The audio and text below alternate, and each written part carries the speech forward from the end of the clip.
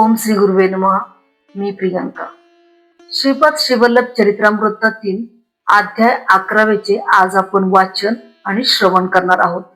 हा अध्याय श्रीपाद श्रीवल्लभांच्या जन्मरहस्य, बापणारांचे दिव्य अनुभव, श्री नरसिंहवर्मांना इष्टदेवतेचे दर्शन, तसेच बिल्वमंगल आणि चिंतामणी यांचा उद्धार यांचे वर्णन करतो. या अध्यायाचे वाचन केल्याने दुर्गुणांपासून मुक्ती मिळते, मन शुद्ध होते आणि श्रीपाद प्रभूंची कृपा प्राप्त होते, असे फलश्रुतीमध्ये सांगितले आहे. चला तर मग आपण या अध्यायाचे वाचन सुरू करूयात. श्रीपाद राजम शरणम प्रपद्ये. अध्याय 11.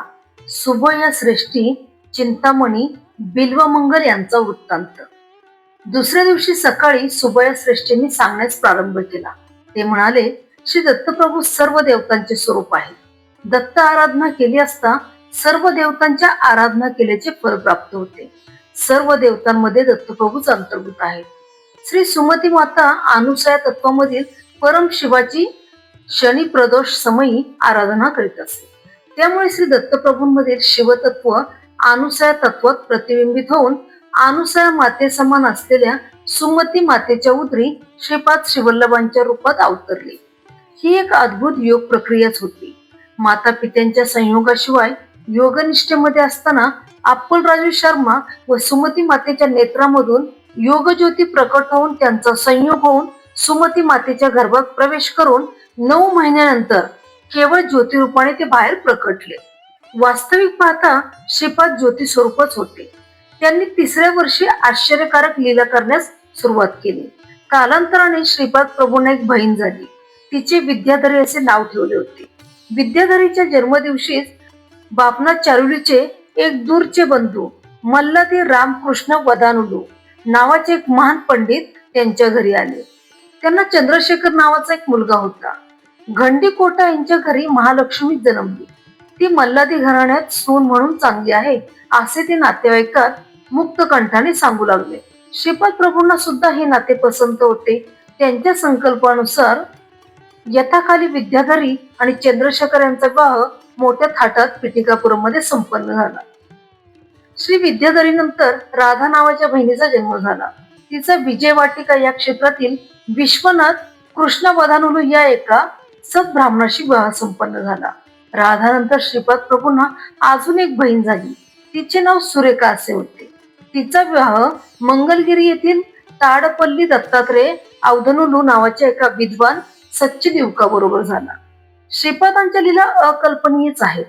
त्या लीलांचे स्मरण केले असता पाप नष्ट होते. गोदावरी मंडलात तांटकपूर म्हणजे तनुकू नावाचे गाव आहे. तिथे अनेक वाजपेयांमध्ये पौंड्रिक महायाग करणारा परम पवित्र असा एक वंश आहे. ते वाजपेय याजी आहेत.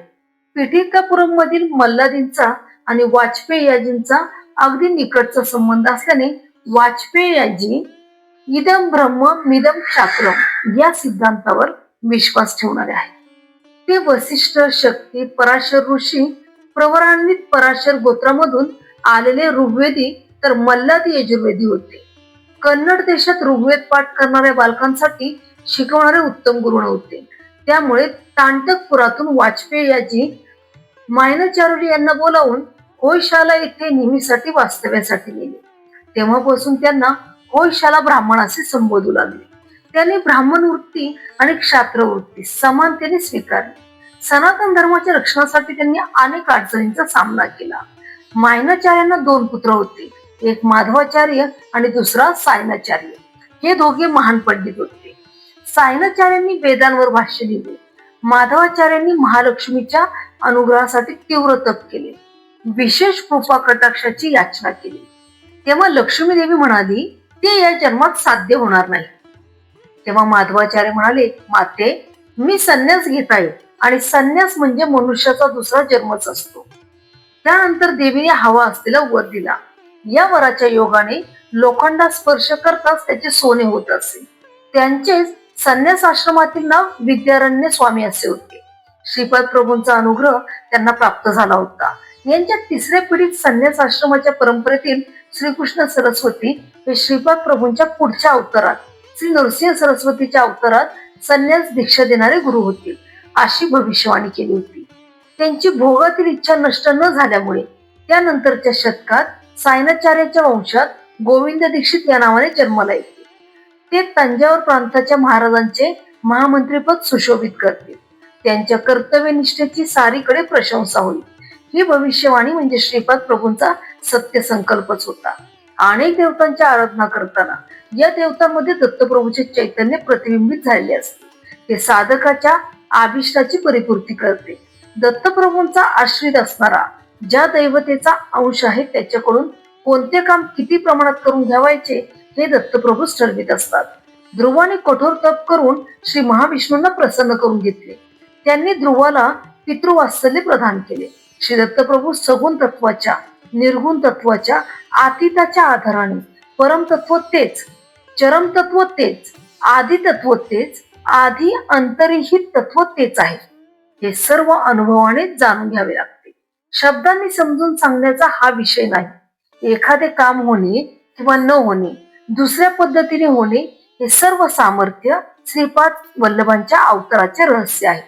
श्रीपाद श्रीवल्लभ स्वतः त्यांच्या घरी असलेल्या कालाग्निशमन दत्त यांची आराधना करीत असत. एकदा बापनारींनी श्रीपादांना याविषयी विचारले. ते म्हणाले, श्रीपादा, तू दत्त आहेस का दत्त उपासक आहेस? तात्काळ श्रीपाद प्रभू म्हणाले, मी दत्त म्हणतो तेव्हा मी दत्तच असतो. मी दत्त उपासक आहे असे म्हणतो तेव्हा दत्त उपासकच असतो. मी श्रीपाद वल्लभ म्हणताना श्रीपाद वल्लभच असतो. मी जे संकल्प करतो तेच होत असते. मी जशी कल्पना करतो तसेच होत असते. हेच माझे तत्व. आजोबांना हे सर्व आश्चर्यजनक वाटत होते. श्रीपाद पुढे म्हणाले, तुम्ही आणि मी एकच आहोत. पुढील जन्मात अगदी तुमच्या सारख्याच रूपात मी अवतार घेणार आहे.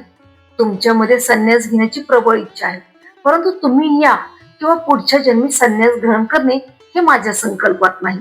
तंतोतंत तुमच्या सारख्या रूपाने अवतार घेऊन तुमची कर्मबंधने, वासना याचा नाश करण्याचे मी ठरविले आहे.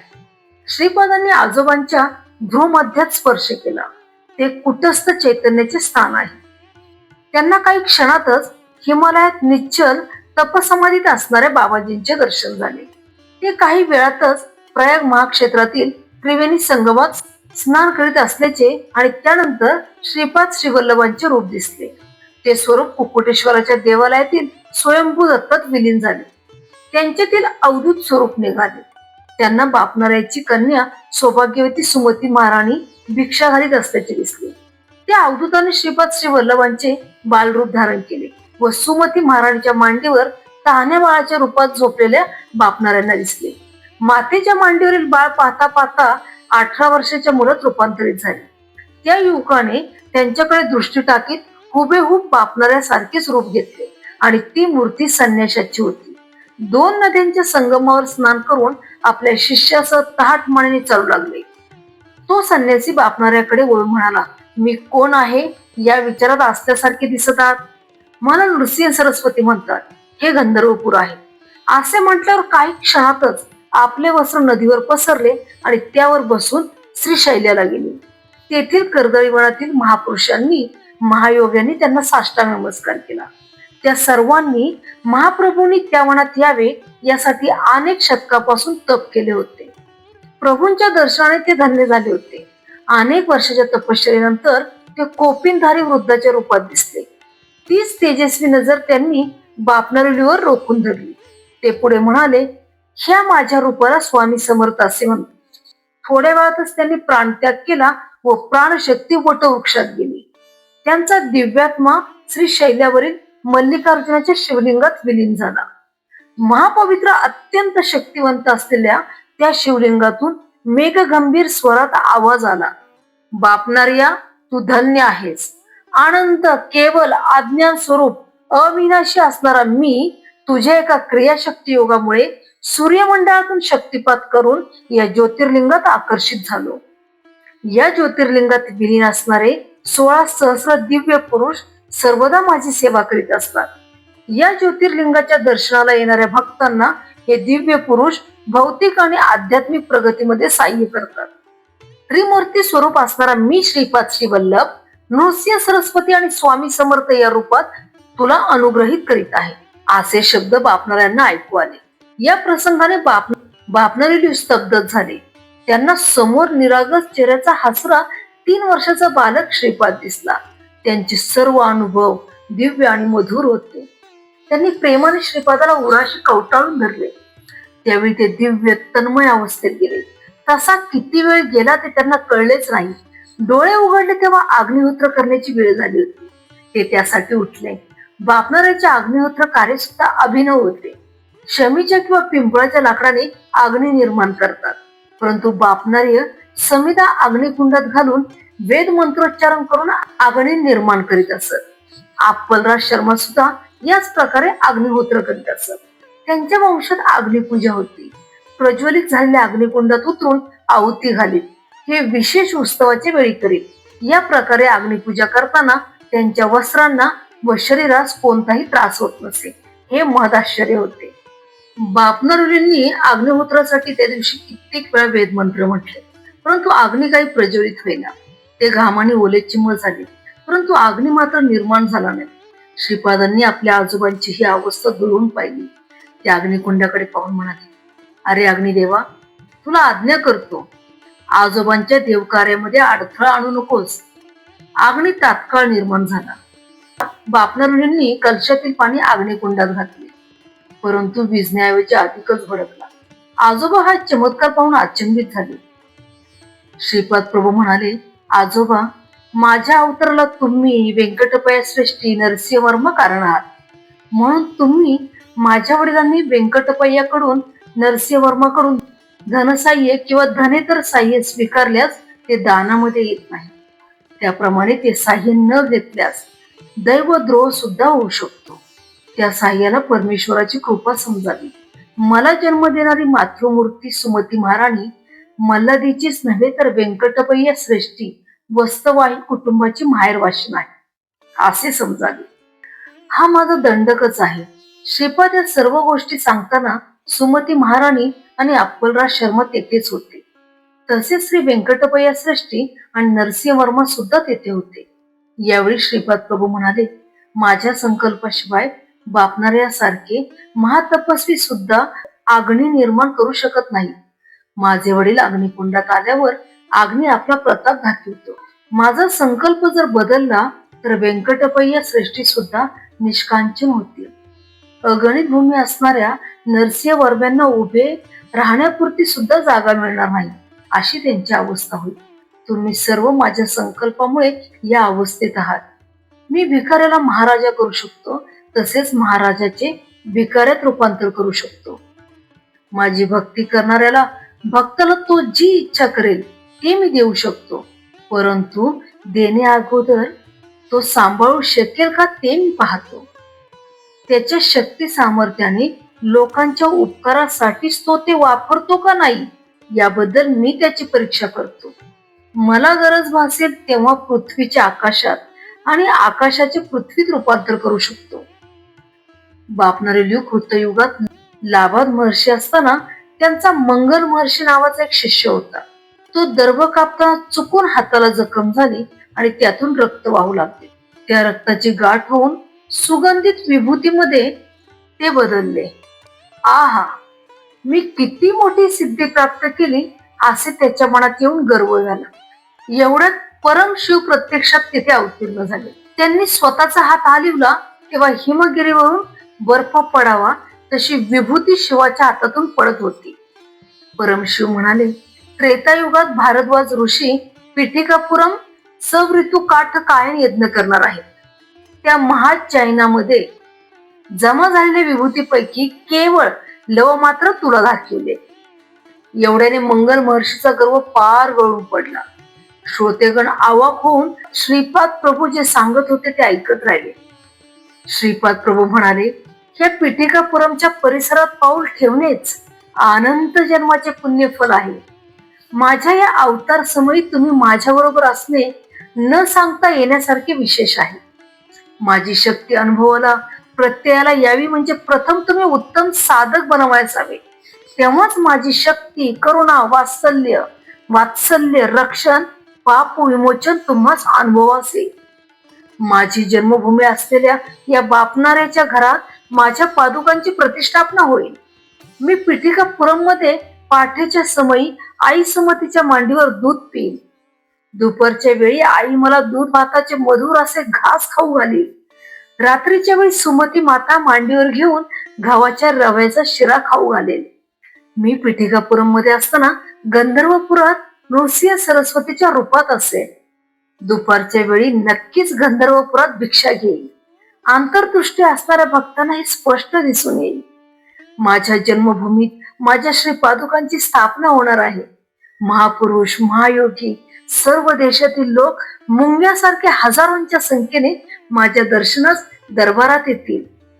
ते दत्त दिगंबरा, दत्त दिगंबरा, श्रीपाद वल्लभ दिगंबरा, नृसिंह सरस्वती दत्त दिगंबरा असा तन्मयतेने जयघोष करीत नृत्य करतील. मी काल पुरुषाला अनुमती देताच तत्क्षणी न होणारी कार्य क्षणात घडतील. माझ्या नावाने एक महासंस्थान निर्माण होईल. माझा प्रभाव जसा जसा वाढत जाईल तसे तसे पिठिकापुरमचे महात्म्य वाढून सारे गाव लोकांनी व्यापून राहील. विक्रीसाठी थोडी सुद्धा जागा शिल्लक राहणार नाही. मला ज्यांनी इथे यावे असे वाटेल त्यांना मी बळजबरीने आणेन.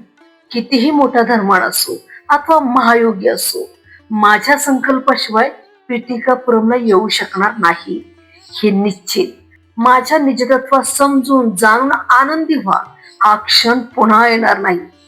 सर्व देवता शक्ती माझ्या स्वरूपात आहेत. कोणी मला दक्षिणा समर्पित केली तर ती मी शतगुणाने, शतपटीने त्यांना त्याच वेळेला परत देतो. धर्माविरुद्ध न जाता धनार्जन करणाऱ्यांच्या मनोकामना मी पूर्ण करतो. सत्कर्माच्या आचरणाने मोहाचा नाश होतो व मोक्षाची प्राप्ती होते. श्रीपादांचे हे अमृत वचन ऐकून सर्वजण धन्य झाले. दुसऱ्या दिवशी नरसिंहवर्मा आपल्या घोडागाडीतून श्रीपादांना आपले शेत जमीन दाखवण्यास घेऊन गेले. वर्माची फार मोठी जमीन होती.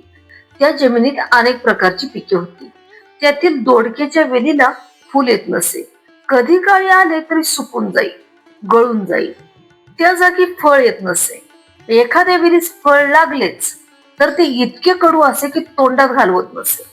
नरसिंहवर्मांनी ही गोष्ट श्रीपादांना सांगितली. ते प्रसन्नतेने म्हणाले, आमच्या घरी सर्वांना दोडक्याचे वरण आवडते व मला सुद्धा आवडते.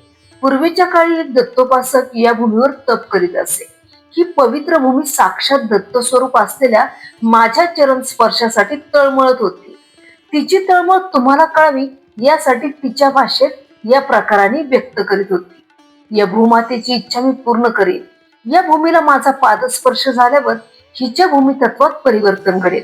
चांगल्या रुचीचे दोडके ही भूमाता आपणास देईल.